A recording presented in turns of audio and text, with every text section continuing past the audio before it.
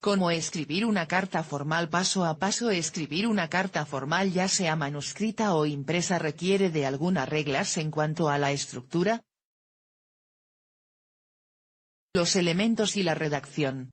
Aunque actualmente las comunicaciones se hacen a través de Internet o apps de mensajes, las cartas siguen teniendo su importancia. Puede parecer muy fácil el hecho de escribir una carta, pero cómo hacerlo correctamente no lo es. Hay que tener en cuenta diferentes factores para conseguir los mejores resultados. Puede que no sepas cómo dirigirte a una persona correctamente o los formalismos que hay que utilizar. No es lo mismo una carta que un correo electrónico, sobre todo si la carta está hecha de puño y letra. No olvidemos que al hacer manuscritos, estos pueden ser interpretados por grafólogos. Así que hay que tener en cuenta si lo mandamos junto con el currículum, y la petición de un puesto de trabajo, o ese empleo que tanto queremos conseguir. ¿Qué es una carta formal?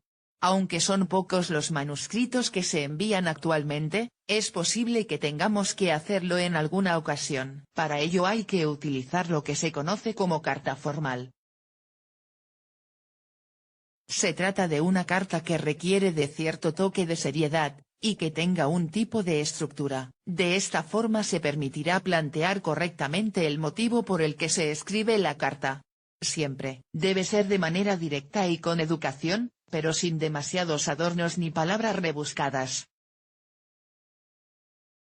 Es importante este aspecto dado que no se conoce a la persona que recibirá la carta. Todos los escritores conocidos han tenido que escribir cartas a lo largo de su vida. ¿Es obligatorio que sea manuscrita? No, no es necesario escribirla de puño y letra, aunque sí denota un esfuerzo y un detalle para el destinatario. En psicología esto tiene un valor fundamental. Se suelen escribir a personas que solo se conocen en un entorno profesional o que no se conocen directamente. Se puede escribir una carta formal con el ordenador. Para ello se puede utilizar cualquier clase de editor de texto de tipo Office. Si nos estamos dirigiendo a nuestro jefe hay que ser formal en la carta. Lo mismo sucede cuando se está escribiendo a una empresa para solicitar información, trabajo, etc. Encabezado de una carta. Todas las cartas necesitan incorporar los datos identificativos de quien la envía y quien la recibe. Cuando el destinatario abre la carta, uno de sus objetivos es dar respuesta a la pregunta ¿quién la escribe?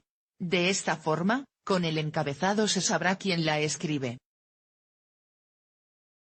Arriba a la derecha se indicarán los datos, haciendo una pequeña columna. En ella, debe aparecer el nombre de la empresa y nuestro nombre y apellidos. Asimismo se debe incluir la dirección postal o del correo electrónico, teléfono, fax, etc. El tiempo y lugar. Además de saber quién escribe la carta, el destinatario quiere saber otros aspectos como el dónde y el cuándo. Es muy común usar una frase en la que se presente el lugar desde el que se escribe y la fecha. Se colocará más abajo que nuestros datos, aunque en esta ocasión, a la izquierda. Identificación del destinatario de la carta. En otro párrafo y bajo la fecha, a la izquierda, se indicará la información del destinatario de la carta. Hay que evitar escribir los datos de contacto dado que se suponen conocidos. Será suficiente con el nombre de la empresa, si fuese necesario. Debe ser seguido del nombre del destinatario, el departamento al que pertenece o el cargo que desempeña. El párrafo del asunto. Normalmente no merece la pena mostrar un trato que sea completamente respetuoso ni adornar demasiado la misiva. Lo aconsejable en estos casos es ir directamente al grano. Se recomienda que en las primeras frases de la carta se pueda conocer directamente el asunto. Despedida de la carta. En lo referente a la despedida, debe ser corta y cordial. Con un simple saludo y colocar nuestro nombre y primer apellido, suficiente.